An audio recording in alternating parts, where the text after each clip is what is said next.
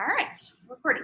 Okay, so Marissa and I kind of talked about some of the common, typical questions that she was getting. Really, guys, this is what everybody across the board kind of has some questions or concerns about, and that is objections. So I am actually really excited to talk about objections. I've got a lot of notes that I took here to kind of go over things. And we all get objections. Like, I get objections, and I'm even going to show you guys a post where I had so many people comment, but yet I got a ton of objections from everybody on that post. So before I get into that, I'm going to go ahead and kind of jump into things. So with objections, I wanted to say the number one thing that I started doing when I was getting objections was realizing that I wasn't sharing what may be somebody's objection openly in my post. And what I mean is, if somebody's objection is money, then I need to be talking more about, obviously, the value of our products and why their cost is what their cost is. So it really comes down to educating people and helping them understand that what we're using with, for example, Shakeology is not a protein drink, or even breaking down $99 for Beachbody On Demand for 12 months is insane. Like, you can't go and get a gym membership for, I think the breakdown is like $8 a month. Like, you can't go and get a gym membership for that. And not only do you get, not only would you not get a gym membership, you're definitely not going to get an accountability partner. So let's add on 60 more bucks and you get a nutritional drink that goes along with it. You get a great support group. You get, the support of your coach. And there's so many things that, to me, I just don't feel like what we have to offer is expensive. And so when I portray my post and I come across my post, I really want to make sure that I help people understand the value of everything that we have to offer. And honestly, guys, like, when I talk to coaches that are saying they're getting a price objection and they send me their screenshots of what they're sending people, some of them are saying, I know it's expensive, but like, you can't have that mindset. If you think it's expensive, it's no wonder that other people think it's expensive. Because honestly, to me, $130 a month for Shakeology and everything that Beachbody does to guarantee the quality in it, to make it as clean as it is. And if you guys follow me or know much about me, like, I'm super anal about having clean organic foods mainly in my household, and I'm definitely not going to take a supplement that has anything other than that. And there's so many out there that do. Okay, so the number one thing that I always have people send me whenever they tell me they're using something else, or, oh, well, I get this at GNC and it costs like 40 bucks. I'm like, okay, well, will you send me the ingredients? I'd love to see what's in it. And I break down the ingredients. Usually, I don't know it all about ingredients, you guys. Like, I have coaches message me all the time, and I really don't, but I do know the key things to look for, and that's artificial ingredients, sucrose, soy. Those are typically the big factors, the big things that I'm looking for in a nutrition supplement that I don't consider to be a health supplement. So when I do my post, I often talk about those things. So I tell them, Beachbody doesn't cut corners. Like, I've even said in my post before, what I use is not the cheapest thing out there. And I'm actually really proud of that, because you pay for what you get. And so if you're getting price objections, like, you need to make sure that when you're looking at your Shakeology post, because typically it's always about Shakeology, right? That's what I usually notice. But when you're talking about your Shakeology post, that you're really adding in the value of the product, okay? And it's great to say how it makes you feel, but also to educate people, because people may really like the taste of their crappy GNC protein drink that they got for $40, right? And that may also make them feel full, but what they don't realize is they're supplementing with dirty supplementation, with something that's not going to ultimately improve their health, okay? So that's a big focus in my post. And if you're getting a lot about cost, I know a lot of times people say, well, I don't eat healthy because it's expensive. Well, all of us, that are coaches, are eating healthy and finding ways to make it work in our budget.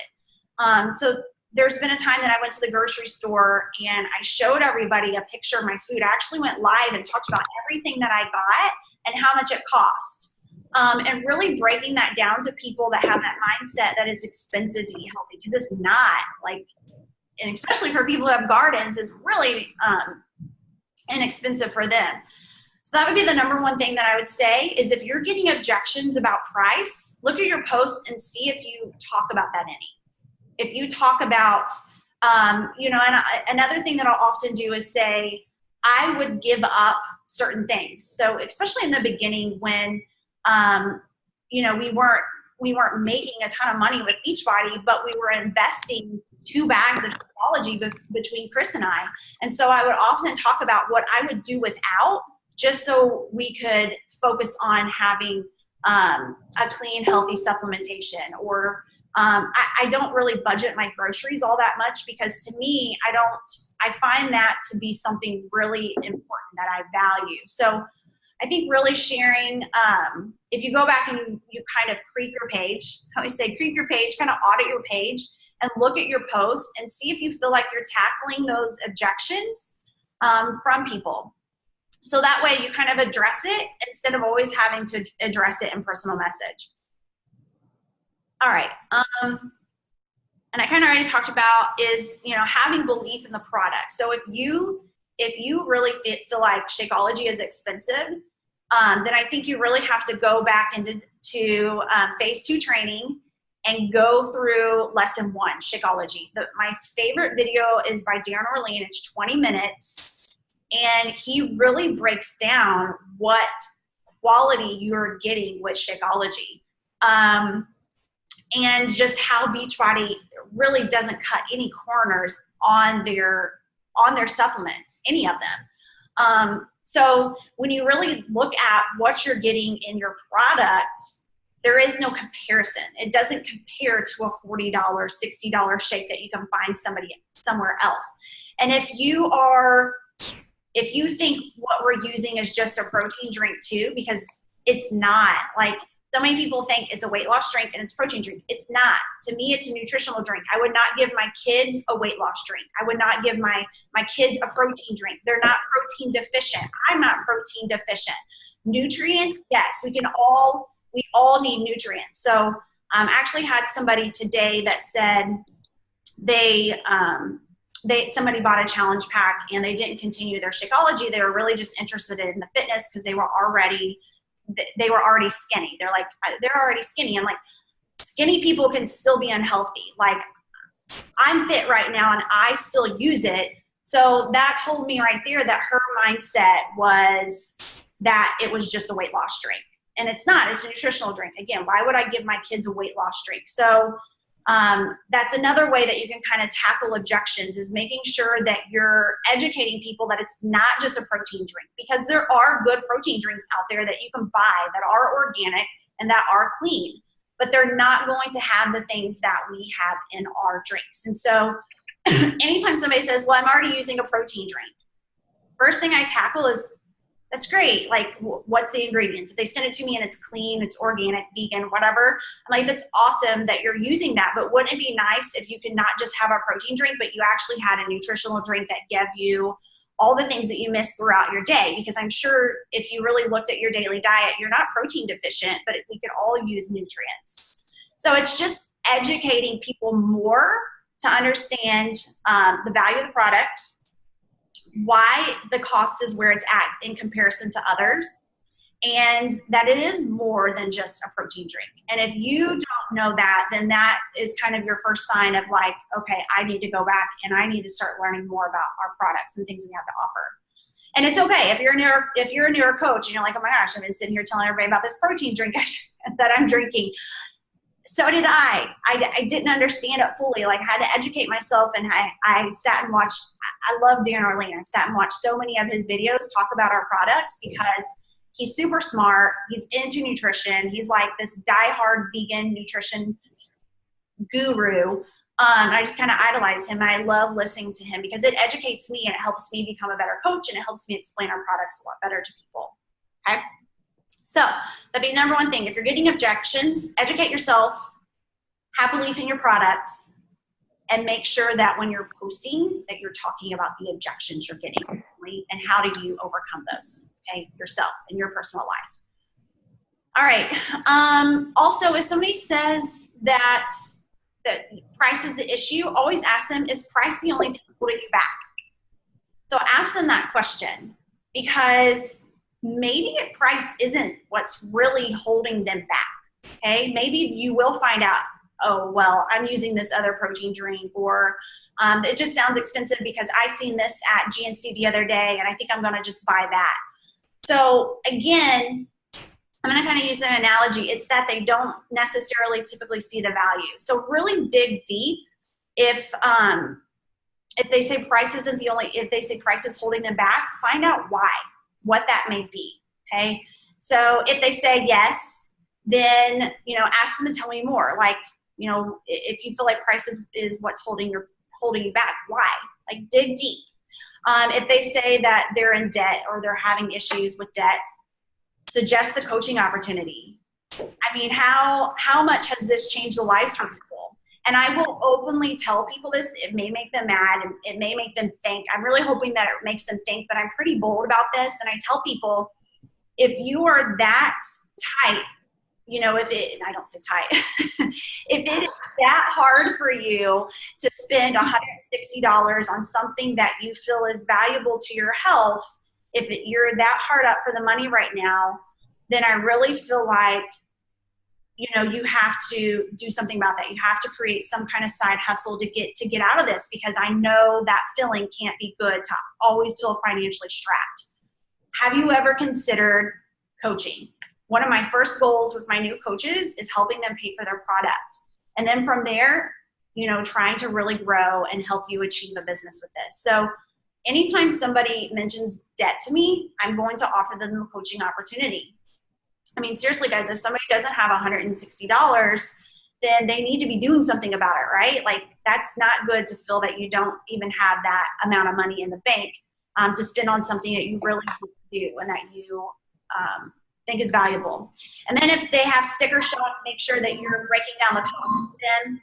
So helping them realize that when Shakeology, I think the average is like $4 or $5 a day. And a lot of times our clients are having this for breakfast or having it for lunch. Tomorrow, I'm having it for lunch. I'm going to the coffee shop, I packed Greek yogurt, peanut butter, and half a banana and a scoop of my Shakeology. And then I'm bringing along carrots and hummus. And that's going to be my lunch tomorrow because I'm going to be on the go. We're already eating bad that night. But instead of going over to the place next door and grabbing something to eat, which would cost me about $10 to $12, I'm having something that cost me $5. And it's a lot healthier than probably what I would have chosen at the restaurant next door, right?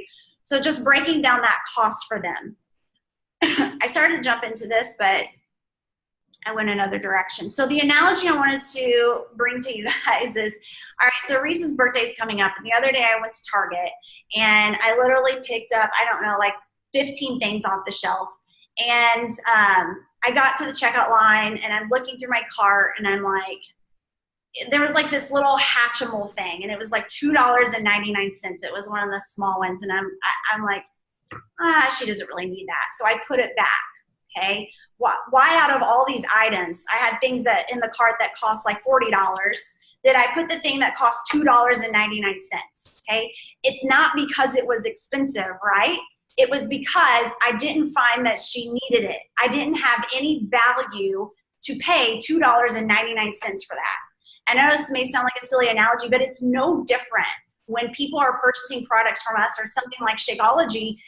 Most people have $160 in the bank. Because the next week you may see them going on vacation or going out to dinner or buying a coffee. They have the money. They don't see the value in it. It's not expensive. What we are offering people is not expensive. Just like that little Hatchimal that was $2.99. It was not expensive, but I didn't feel like she needed it. There was no value in getting that. I didn't feel like she needed it, so I put it back. But I still bought the things in my cart that were $40, $30, $20, but I put a $2.99 Hatchimal back. So it's not really any different with what we have to offer. If somebody tells you they don't have $160, they don't have the value in it, okay? They don't know why it is important for them to spend that, okay? And sometimes it's that they're simply not ready, okay? They're simply not ready, and that's okay. Like, you want people to be open with you. If they do say that they're not ready, I would always break it down and find out why. And always follow up with people. Okay, another thing that I wanted to mention is sometimes when I get objections, I'll get that they didn't like the taste.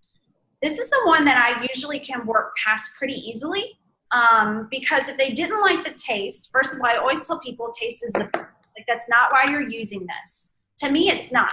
I would take it regardless of what it tastes like, because it's clean. It offers me everything that I need, and I find a lot of value in it, okay? I think that it improves my health and improves my life. But if somebody is having issues with taste, it's typically how they made it. I don't know how many people always ask if they said they didn't like the way it tastes. Say, how did you make it? Because guess what? They probably shook it in water. Use water. And honestly, you all, like, I could drink Shakeology anyway now. But in the beginning, I didn't do shakes. I didn't take supplements. I would have gagged if I would have shook it in water. Totally gross. But now I can have it that way. But the directions, now they give you this nice little pamphlet in there, but the directions on the back of the package say shake it in 8 ounces of water. I mean, you all know how much 8 ounces, I know. I mean, you know how much we fill up our Shakeology cups. It's like 20 ounces. And so I was finding that. And then flavor. So I always tell people, like, what flavors have you tried? And they'll be like, oh, I tried vanilla.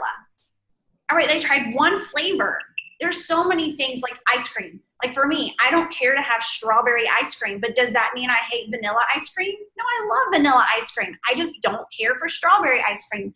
So I always give them that analogy, like, you've tried one flavor. And I tell people, for me on Shakeology, I don't care for regular vanilla, but I love vanilla vegan. And I don't care for greenberry, but if you like things that are fruity, you may really like it. So I never discourage anybody from getting it, besides vanilla. I always tell everybody to get vanilla vegan. I really push that one. But, you know, so always asking them, like, what flavors have you tried? And then, let's see. Okay, the next. Do you ever get, sorry, Danielle. Do you ever get a texture complaint? I'm taking notes on my phone. What do you say to that? And I actually have had some people that are texture sensitive help me out. And they have told me a frozen banana. Frozen banana. Blend a full frozen banana, and most of my texture people do really good with that. Now, keep in mind, the Shakeology doesn't have to be made as a drink. I actually am about 50-50. In the wintertime, I never make it as a shake because I don't like being cold. So I will make it as, I'll mix it with my yogurt and peanut butter and almond milk and half of a smashed banana, and I call it cookie dough. People in my challenge group have, like, they love that. Or I'll make a mug cake, or I'll make the Reese cups, or I'll make the Shakeology balls. So if they're having texture issues, I know my last girl, I have a girl in my last group that was having texture issues, and she now makes it in cookie dough every day. She makes the cookie dough with the Greek yogurt, and it's really a nice dessert. Like, I love it. I have it every night, usually after dinner. So either blend with a frozen banana or have them make it as treats. Okay.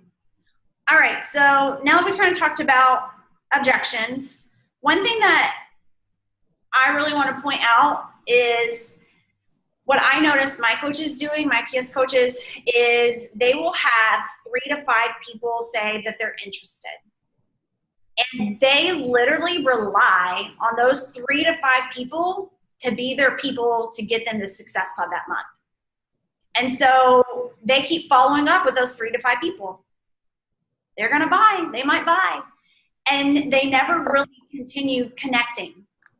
Or they only do, like, one new connection that day, because they're still going back to those 3 to 5 people that said they were interested. They're going to buy. They're going to buy. And then here comes July 31st today. Did those people buy? They didn't buy. What happened? What am I doing wrong? They're not doing necessarily anything wrong, most likely. It's the fact that they're not continuing to move on and talk to other people. They're relying on just those 3 to 5 people to help them hit Success Club. So here I am talking to 3 to 5 people, but I'm also talking to a massive amount of other people every single day and finding another new 3 to 5 people that may be interested every single day. And so what ends up happening at the end of the month for me, you guys see my Success Club points. I'm usually anywhere between 20 to 50. I've hit up to 70 before. I'm at 28 right now. And that's what I'm doing. I'm never relying on anybody until they submit their order and it shows up in my Coach Online office. Until then, I don't know if they're going to buy. They said they're interested. I sent them the link. I don't know if they're going to buy. And that's what I find to be the biggest thing that coaches end up doing is that they sit and they hold on to those people and they follow up and they follow up and they follow up. But I don't know what I'm doing. They're not buying. You all, I had already moved on.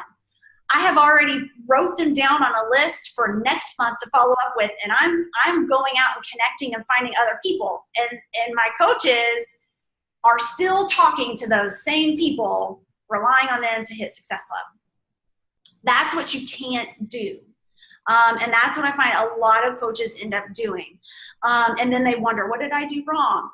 And then what they did wrong is they didn't keep moving forward. So this is a business you've got to keep moving forward. This is a networking, okay? If you're only networking with those people that said they were interested on your post, then you're never going to continue networking and growing your business and building momentum, okay? So one thing that I wanted to show you guys really quick is I'm going to share my screen because I had a post that if you guys, oh darn. There you go. Okay, can you see it? I'm holding food. Yeah. Okay, cool. Yeah. All right, so this post had 29 people comment that they were interested. Now, some of them were coaches, but most of them were brand new people. I would say probably about 25 of them were brand new people, all right? So interested. So out of all of these people, you would think probably got a lot of people that end up wanting to do this group, right? So out of all of these people, I had 2 people that bought challenge packs. And it took me about a week and a half to 2 weeks to get them to buy their challenge pack. Okay? And then out of those 2 people, I also had 14 that I messaged, sent info to, and stopped responding. Okay? I had 1 I sent a link to, and she never bought. You all, I get objections. I get people that don't follow through. I don't worry about it. I have these people all down on a follow-up list next month. Even the ones that didn't respond to me next month. And guess what? Next month, 2B Mindset's $20 off. So I'll go back to them. I'll be like, hey, I know last time it wasn't right for you. You were obviously really busy. I didn't hear back from you, or maybe I wasn't helping you enough and giving you the right information. But I really wanted to reconnect this month and tell you I have a new group going.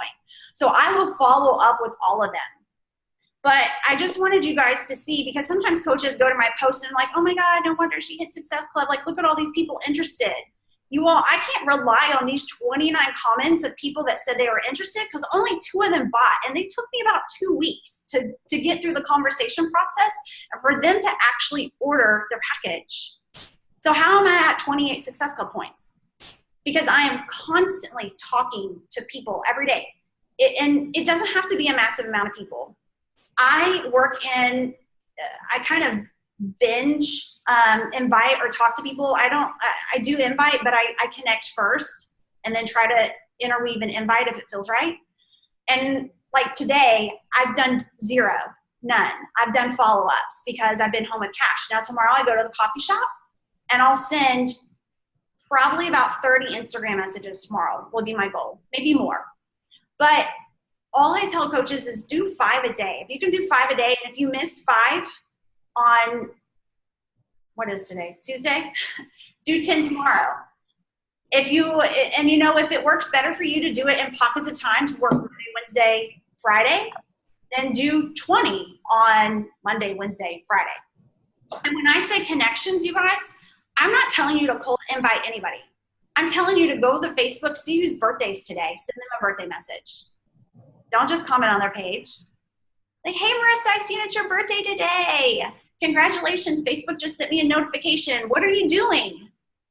It's it. Or how have you been? It's it. Just a connection. And I usually wait until after their birthday to message them back, so that way they're not busy or out to eat or whatever, and they can actually conversate with me. Very simple. And you all, there's scripts for connections, like how to connect.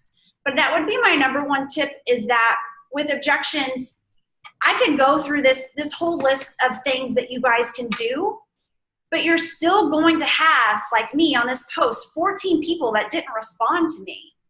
But I'm, and I think sometimes you all may look at the leaders and be like, oh, they never get objections. We get objections, and we get people that don't respond, but the only difference is that we are continuing to keep going. We're not relying on those people to be what causes our business to move forward, or what causes us to hit our Success Club goal, or to be the people that we help that month. They simply aren't ready.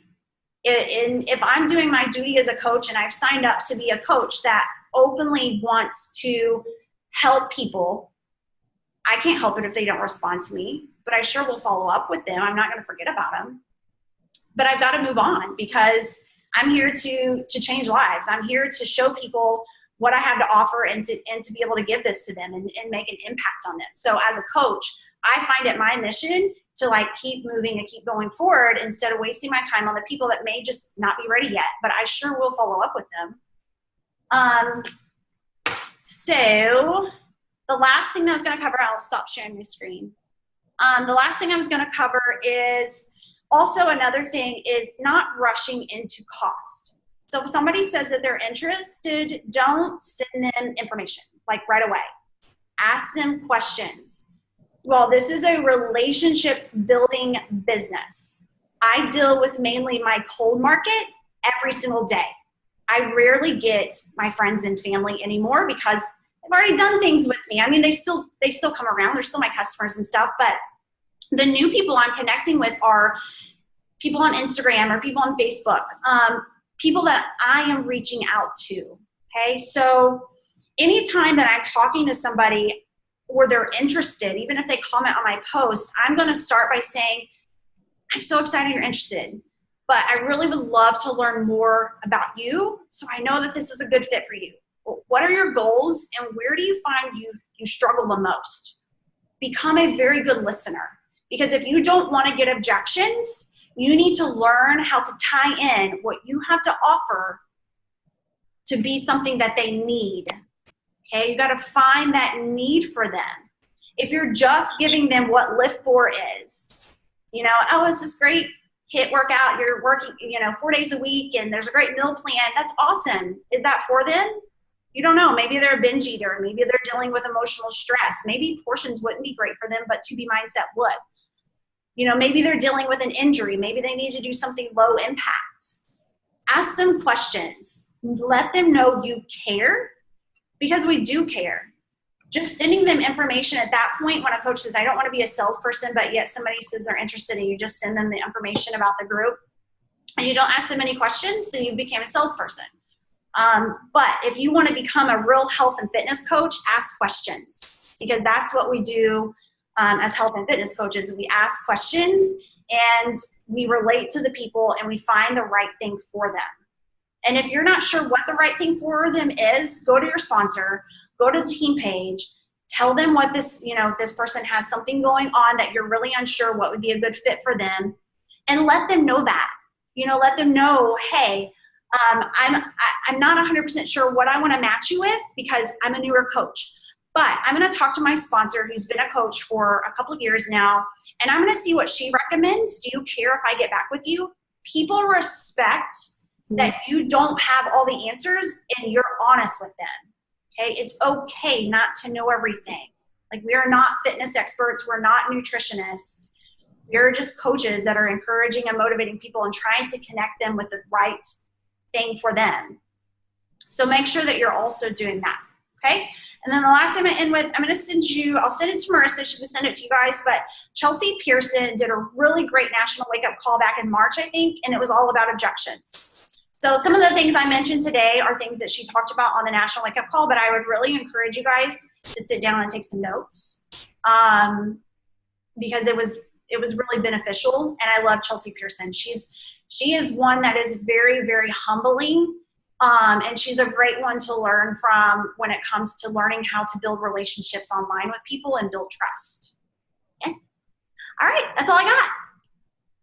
Love it. Thank you. While I have you on here, question. So in the scenario where you've sent out a link and they just kind of have gone quiet, how many days do you wait until you check in with them, and what does your verbiage say there? Like what's your next go-to? If I sent out a link, and I usually, it really just depends. Usually I'll give it anywhere from 24 to 48 hours, no longer than 48 hours typically.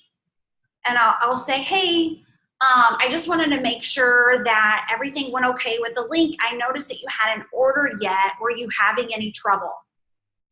Okay. That's what I ask. So that way I'm not like, are you going to order? That way I'm kind of checking in and making sure that they're not having any issues, because sometimes they are. And sometimes I do have people come back and be like, I tried to order like 3 times and it's not going through. I mean, you know how Beachbody's website is. So yeah. And the glitches lately. And another thing that I always do, that I get probably a 99% respond rate on when people don't respond to me, and especially if I send them that message and they still don't respond, I will ask, and you probably already know it, very first sentence, one sentence, did I say something wrong? So they don't even have to open my message to see what I wrote. And people will automatically, I mean, they have like flatlined me for a week and totally not spoken to me at all. And as soon as that pops up, they'll see it pop up, because if they have the alerts or they can only read one sentence, they'll see that and they will open it and message me immediately. They may not be buying anything, but I just really want to know why. If somebody doesn't want to do something, I will not push or pressure anybody into it. I am not pushy at all. I actually had a girl with the TV mindset say, I really can't afford it. And, you know, there's things, her husband's in between jobs and all of that. And so I talked to her and I pretty much said, you know, let's really set a goal to do this next month. And I'm excited because I'll message her back here in a couple of weeks and I'll tell her about the upcoming group, and I'll tell her we have $20 off now. So, but yeah, I always send that as the first sentence. And I got that tip from, I think it was Bonnie Engel, like a couple of years ago. She said that was something she always did. And so I started doing that. 99.9% of people respond back to me. It's crazy. I like it. I've used it a couple times and it usually works. And then they'll be like, no, why? And they're like, well, I haven't heard from you. And didn't know if you saw my above message. And then they're like, oh yeah, about that. And then they'll explain themselves. Yeah. Or, you know, sometimes I'll even say, I really feel like I'm letting you down because I haven't heard back. So I feel like maybe I'm not delivering the right information to you, which really makes me feel bad. I like that. I always put it on myself. I'm like, I feel so bad. And I do it. Maybe I'm not delivering the right information. Maybe I'm not asking enough questions. So I always try to not make them feel bad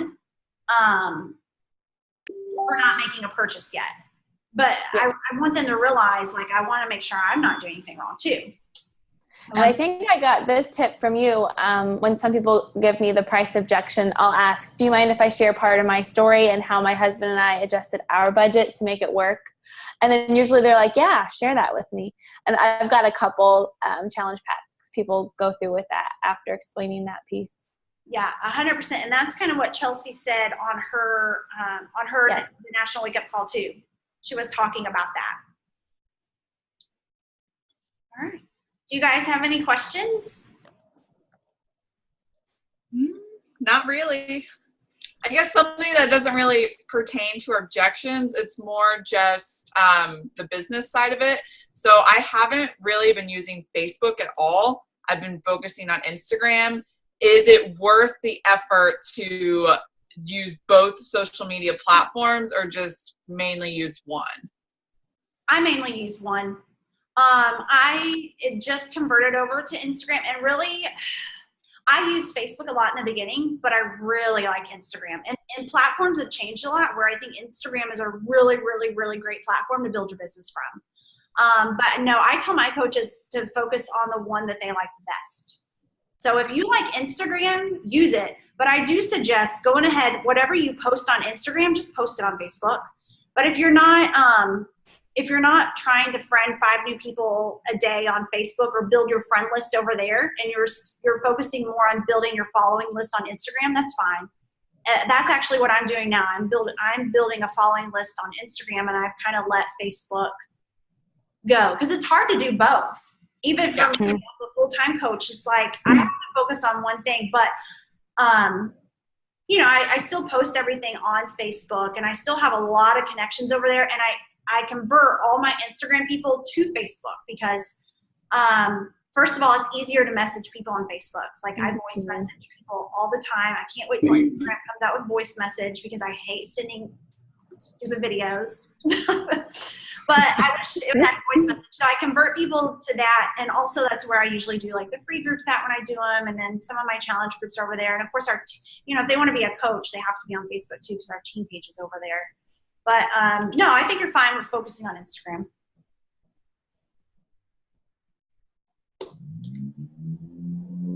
All right. Ross, Nicole, you guys got any questions? Yeah, we have actually a few, but we'll send them to you offline because of our situation being a little bit different, how Ross is a coach, but it's my Instagram page, so we'll send you something. Okay. Sounds good. All right, guys. Well, y'all have a good night. I'm glad I got to get on here with you all. Thank you so much, Danielle. You're welcome. You're welcome. Good night. Good night.